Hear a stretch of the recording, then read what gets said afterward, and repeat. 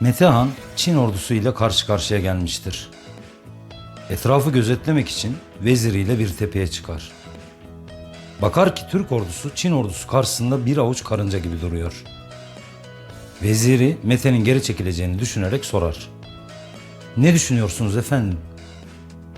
Metehan vezirine dönerek "Bu kadar Çinliyi ben nereye gömeceğim diye düşünürüm" der.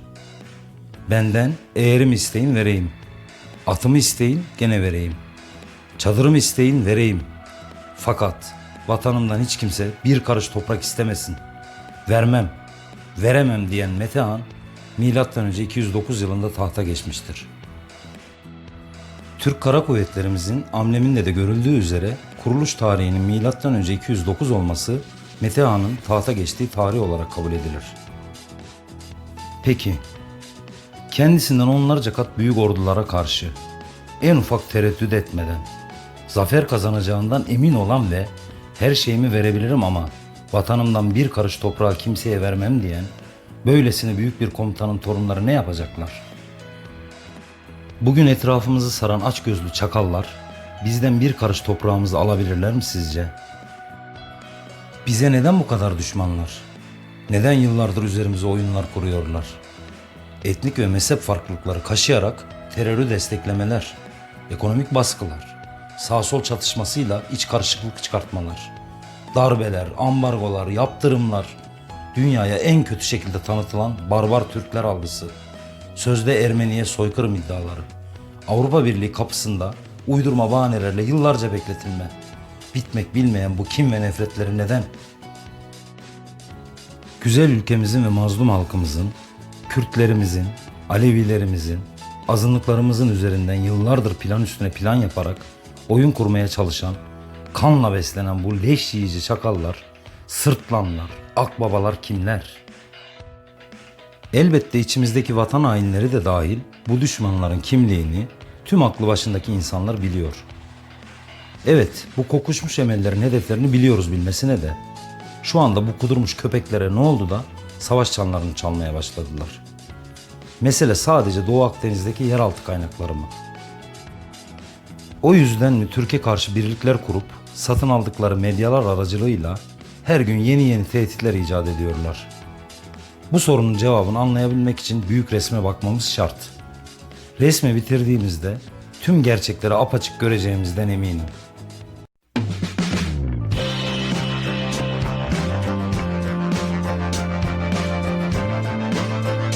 Tarih boyunca birçok uygarlığın barındığı Anadolu, başta Hititler, Frikler, Urartular olmak üzere günümüzde tam olarak ortaya çıkarılmamış onlarca medeniyeti ve kavimleriyle dünya tarihine ve sayısız ilklere şahitlik etmiştir. Doğu ve Batı'nın verimli toprakları üzerinde kurulan Anadolu uygarlıkları, dünyaya miras bıraktıkları gelişme ve yeniliklerle tarihteki yerini almıştır. Dünyanın ilk yerleşim yerlerinden olan Göbekli Tepe, Çatalhöyük, Hacılar gibi birçok yere ev sahipliği yapan kadim Anadolu'nun tarihi M.Ö. 12.000 yılına kadar gitmektedir. Bunca uygarlığın, imparatorlukların, devletlerin Anadolu'da kurulması, beraberinde bitmek bilmeyen savaşların bu toprakların kaderi haline gelmesine neden olmuştur. Bundan sonra da aynı kaderi yaşamaya devam edeceği kesin. Anadolu topraklarının tarıma elverişli olması, bitki örtüsünün hayvancılık faaliyetleri açısından uygun olması, iklim özelliklerinin yaşam sürdürmek için oldukça güzel olması, önceki nesilleri cezbeden nedenler olarak sayılabilirdi. Günümüzde de aynı cezbedici özelliklerini koruyan coğrafyamız, zamanın ihtiyaçları doğrultusunda bünyesine onlarca iştah kabartan içerikleri de eklemiştir. Amerika'nın eski başkanlarından Bill Clinton'ın "her sabah uyandığımda dünya haritasına bakıyorum ve elimi Türkiye'nin üzerine koyup ne kadar önemli bir ülke olduğunu düşünüyorum" sözü akıllardan çıkmamalıdır. Jeopolitik açıdan dünyanın kalbi sayılabilecek durumda olan Türkiye, aynı zamanda zengin yeraltı kaynaklarına sahip dünyanın önemli maden rezervlerini bulundurmaktadır. Türkiye'nin en önemli yeraltı kaynakları olarak altın, doğal taşlar, bor, trona, uranyum ve toryum sıralanmaktadır. Antik dönemlerden beri sahip olduğu değeriyle en çok önem verilen madenlerden biri olan altın için arama çalışmaları yapılmış ve 6 ila 7 bin ton aralığında rezervlerin olduğu keşfedilmiştir. Türkiye altın talebinde dünyada 5. sırada yer almaktadır. Jeolojik yapısı nedeniyle Türkiye doğal taşlar açısından zengin bir potansiyele sahiptir. Mevcut verilere göre 4 milyar metreküp mermer, 2,8 milyar metreküp traverten ve 1 milyar metreküp granit rezervi bulunmaktadır. Bu rakamlara göre Türkiye dünyadaki toplam doğal taş rezervlerinin yaklaşık %40'ına sahiptir. Bor bileşikleri, cam endüstrisi, tarım, kimya, yakıt ve deterjan sektörü, seramik ve polimerik malzemeler, metalurji, nanoteknolojileri, otomotiv ve enerji sektörleri, elektronik ve iletişim sektörleri, uzay ve uçak araçları, nükleer uygulamalar, askeri araçlar gibi birçok alanda kullanılmaktadır. Türkiye, dünyadaki en yüksek rafine bor ürünlerini üretmektedir ve toplam 3,3 milyar ton bor rezervine sahiptir. Bu da toplam dünya rezervlerinin %73'üne eşittir ve bu konuda ilk sırada yer almaktadır. Dünya bor talebinin yaklaşık %60'ı Türkiye tarafından karşılanmaktadır. Bugün için uranyum, yakın gelecekte ise toryum, nükleer enerjinin ham maddeleri kapsamındadır. Türkiye'de uranyum arayışı 1990 yılı sonuna kadar devam etmiş ve 5 farklı alanda toplam 9129 ton kanıtlanmış uranyum rezervi bulunmuştur. Aynı zamanda 380 bin ton görünür toryum cevheri tespit edilmiştir. Trona cevheri doğada bulunan soda minerallerinin en yaygın olanıdır. Soda külü üretiminde kullanılan temel ham maddedir. Türkiye toplamda 873 milyon ton trona rezervi ile bu konuda dünyada 2. sırada yer almaktadır. Bu madenlerin gelecek açısından ve teknoloji alanında ne derecede önemli olduğu tartışılmaz bir gerçektir. 780 bin kilometre kare yüz ölçüme sahip olan ülkemiz, Doğu ile Batı arasında bir köprü durumundadır. Yüzey alanının %3 Avrupa kıtasında, geri kalanı Asya kıtasında yer alır. Kara sınırlarının uzunluğu 2949 kilometre ve kıyı sınırlarının uzunluğu 7816 kilometre olan Türkiye'nin toplam sınırlarının uzunluğu 10.765 kilometredir. Ülkemiz 25 akarsu havzasından oluşmaktadır. Bu akarsuların büyük çoğunluğu ülke sınırları içinden doğmakta olup ülke içerisinde denize dökülmektedir. Bunların en önemlileri Kızılırmak, Sakarya, Büyük Menderes, Seyhan, Yeşilırmak, Ceyhun, Gediz ve Küçük Menderes'tir.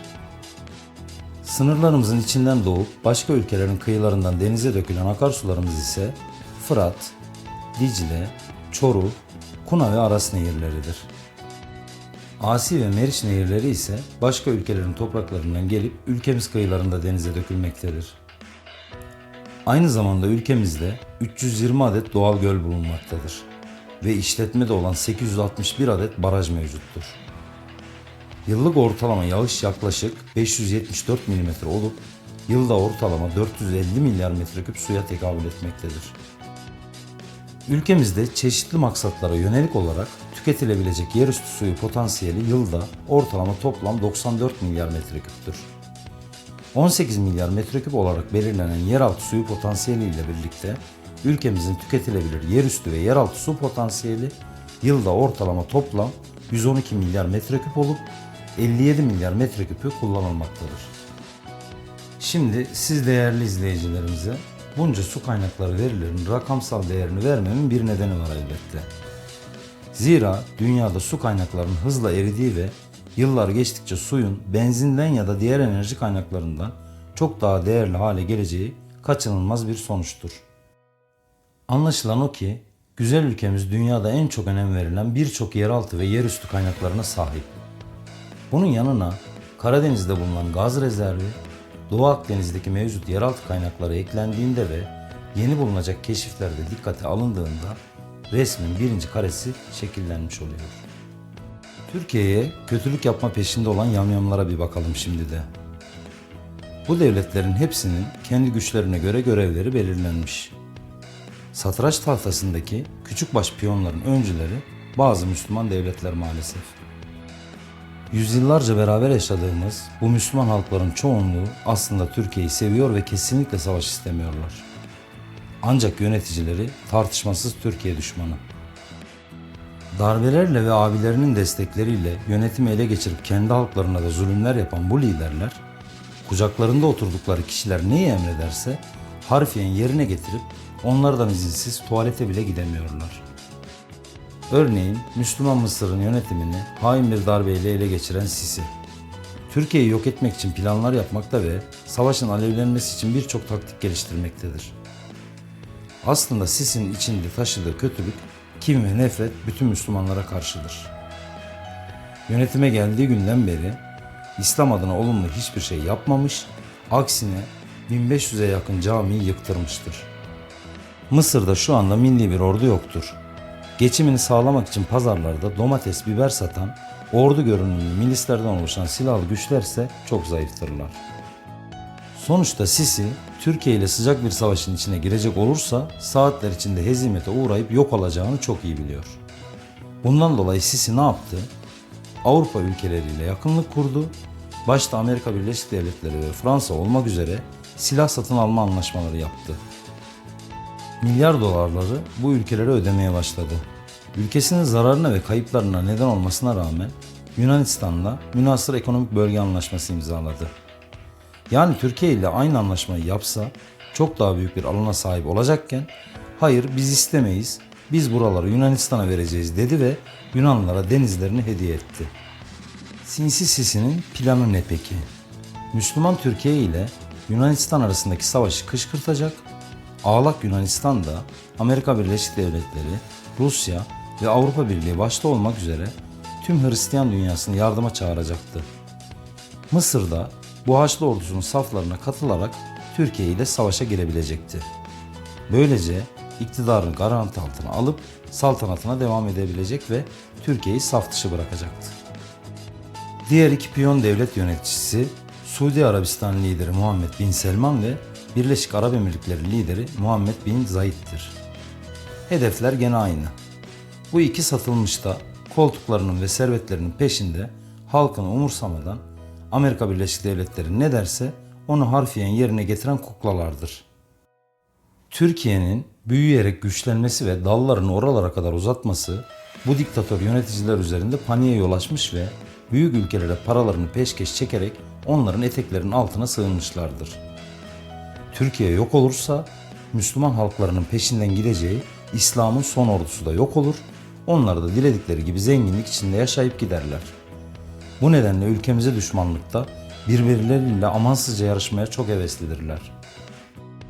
Türkiye Kamyoncular Derneği'ndeki abilerimizin silah kullanmadan sadece Osmanlı tokatlarıyla ele geçireceği Yunanistan'a ne oluyor peki? Ne olacak? Sirtak'ı oynayıp Uzo'yu çok içiyor komşular. Haliyle şişede durduğu gibi durmuyor bu zıkkım. Okulda dayak yiyip abilerini çağıran ergenlerden hiç farkları yok. Tarihleri boyunca hiç savaş kazanamamış, ekonomik krizlerle perişan olmuş, dünyada batmış ekonomiler içinde ilk üçte yer alan Yunanistan'da gaz verildiği zaman kendini kaybeden küçücük bir devletçik. Ege Denizi'nin tamamı kendilerine ait. Akdeniz kendi denizleri, hava sahasının hepsi onların. İstiyorlar da istiyorlar. Dayağı yiyince de ağlamaya başlıyorlar. Feryat figan adam toplamaya çalışıyorlar. Ne diyelim? Allah akıl fikir versin. Benkü, sultanlar sultanı, hakanlar hakanı, hükümdarlara taç giydiren, Allah'ın yeryüzündeki gölgesi ve atalarımın fethettiği Akdeniz'in, Karadeniz'in, Rumeli'nin, Anadolu'nun, Karaman'ın, Rum'un, Dulkadiroğulları vilayetinin, Diyarbakır'ın, Kürdistan'ın, Azerbaycan'ın, Acem'in, Şam'ın, Halep'in, Mısır'ın, Mekke'nin, Medine'nin, Kudüs'ün, bütün Arap memleketlerinin, Yemen'in ve daha nice ülkelerin ki büyük atalarımın Allah kabirlerini nurlu etsin, karşı konulmaz kuvvetleriyle fethettikleri ve benim muhteşemliğimle ateş saçan mızrağımın ve zafer getiren kılıcımın gücüyle fethettiğim nice memleketlerin sultanı ve padişahı olan Sultan Beyazıt Han torunu, Sultan Selim Han oğlu, Sultan Süleyman Han'ım, sen ki Fransa vilayetinin kralı olan François'ın. İşte bu mektup içinde barındırdığı gerçeklerle günümüze ışık tutuyor. Atalarımızın sahip olduğu toprakları incelediğimizde kimin niçin üstümüze geldiği apaçık ortada. Güçlü ekonomilere sahip olan ülkelerin güçleri işte bu topraklardan ileri geliyor. Yıllarca sömürdüler. Kendi refahları için sömürdükleri ülkelerdeki insanların açlık ve ölümleri umurlarında bile olmadı. Fakat Osmanlı'nın varisi tekrar büyüyor. Bu da artık bu sömürgeci devletlere kapıyı göstermek anlamına geliyor. İşte Fransa vilayetinin son çırpınışları da bundan. Almanya, Rusya, İngiltere, İtalya ve diğer sömürgeci ülkeler de aynı panik havası içinde. Ama şimdilik bazıları çıkarları doğrultusunda sessiz kalıyorlar. Fakat er ya da geç onlar da karşımızdaki saflarında yerlerini alacaklar. Şu anda bizimle iyi geçinen, kuzu postuna bürünmüş bu kurtlara da asla güvenemeyiz. Ve her zaman tetikte olmak zorundayız. Bunların içindeki en tehlikeli devlet ise Rusya'dır. Biraz aksamamız durumunda dişleri ortaya çıkacaktır ve ilk lokmayı almak için en önde koşacaktır. En küçük yavrusu Ermenistan'ı destekleyip silahlandırması da işte bu nedendendir. Fakat şu anda ülkemizi NATO'dan ve Amerika Birleşik Devletleri'nin güdümünden çıkartmak için sessiz kalıp bize destek veriyor görüntüsündedir. Güzel ülkemizi aynı şekilde Rusya ve Çin'e yöneltmemek için aynı taktiği uygulayan bir başka baş belası ülke ise Amerika Birleşik Devletleri'dir. Yıllardır dünyada demokrasi götürmek amacıyla el atmadığı ülke kalmadı. NATO'da en iyi ortağım diyerek Türkiye'yi gazladı durdu. Canı istedikçe silah sattı. Canı istedikçe hibe yardımlarda bulundu. Kızdıkça da ambargo uygulayıp yaptırımlarla gözümüzü korkuttu. Kore Savaşı'nda bizden yardım istedi gittik. Onlarca şehitler verdik. Afganistan gibi başa çıkamadığı her yere bizden asker istedi. İşine gelmeyen yerlere ise Türkiye'yi sokmamak için her türlü oyunu çevirdi arkamızdan. Örneğin Suriye'ye girmememiz için mücadele etti. Sovyetler Birliği'ne karşı bizi duvar olarak kullandı. Ülkemizde üsler açtı. Yeri geldi, darbeler yaptırıp yönetimleri değiştirdi. Ancak Türkiye büyüyüp güçlenerek üretime geçmeye başlayınca işler değişti. Artık her istediğini Türkiye'ye yaptıramayan Amerika Birleşik Devletleri yeni taktikler peşinde. Elbette fırsatını bulduğu anda o da Rusya'nın arkasından salyalı dişleriyle hazırda beklemektedir. Bu nedenle S-400 füzelerin alımına çılgınca karşı çıkmış, F-35'leri üretici ortağı olmamıza rağmen bizlere vermemiştir. Sonuçta bütün bu devletler planları doğrultusunda çıkarları için Türkiye'mize düşmandırlar. Kimi toprak peşinde, kimi sömürge peşinde, kimi liderlik peşinde. Hepsinin farklı çıkar ve planları var. Ama bu devletlerden çok daha tehlikeli olan ve çok daha büyük şeytani planlara sahip olan bir ülke var. İsrail. Onların derdi para, zenginlik veya basit çıkarlar üzerine kurulu değildir. Onlar dinlerinin rehberliğinde acımasızca ve hayatları pahasına hedeflerine ulaşmak için çabalamaktadırlar. Vaat edilmiş topraklarını işgal etmek, Süleyman Mabedi'ni yeniden yapmak, Büyük İsrail'i kurmak ve Tanrı'yı kıyamete zorlayarak Mesihlerini tekrar geri getirerek dünyaya hakim olma hayali peşindeler. Dolayısıyla yakın gelecekte er ya da geç Armagedon Savaşı'nı çıkartmak istemektedirler. Belki onların sahte tanrıları kullarını zorlamalarına boyun eğerek kıyameti kopartmak zorunda hissedebilir kendini. Ancak bizim Allah'ımız mutlak güç sahibidir. Bizler bir tek ona kulluk eder ve ancak ondan yardım isteriz. Hal böyle olunca İsrail günümüzde en büyük düşman olarak ülkemizi ilan etmiştir. Türkiye var olduğu sürece hiçbir hedeflerine ulaşamayacaklarını çok iyi bilmektedirler. Ülkeler açısından büyük resim bu şekilde gözükmektedir. Peki onca yıldır olmadığı şekilde şimdi hepsi birlik olup Türkiye'mizin üzerine gelmekteler. Ancak hiçbir şekilde neden Türkiye'ye boyun eğdiremiyorlar? Cevap çok açık. Yıllardır durdurak bilmeden el altından çalışan mühendislerimiz, ordumuz, üreticilerimiz, bürokratlarımız ve siyasetçilerimizde gizli bütün bu cevaplar. Yıllarca başka ülkelere bağımlı olan Türkiye'mizin artık boynu bükük değil. 1974 Kıbrıs Barış Harekatı'ndan sonra uygulanan amansız ambargolarla uyandı. Fabrikalar kurdu. Savunma sanayisine yöneldi. Onca yıllık çalışmanın sonunda da meyvelerini topladı elbette. Yaptığı roketlerle, insansız hava araçlarıyla, elektronik harp silahlarıyla, kara araçlarıyla, gemiler ve denizaltılarıyla adeta kükremeye başladı. Hiçbir silahının reklamını yapmadan üretti ve bir anda bu silahları ortaya çıkarttı. Bunu hiç beklemeyen düşmanlar da şok oldular elbette.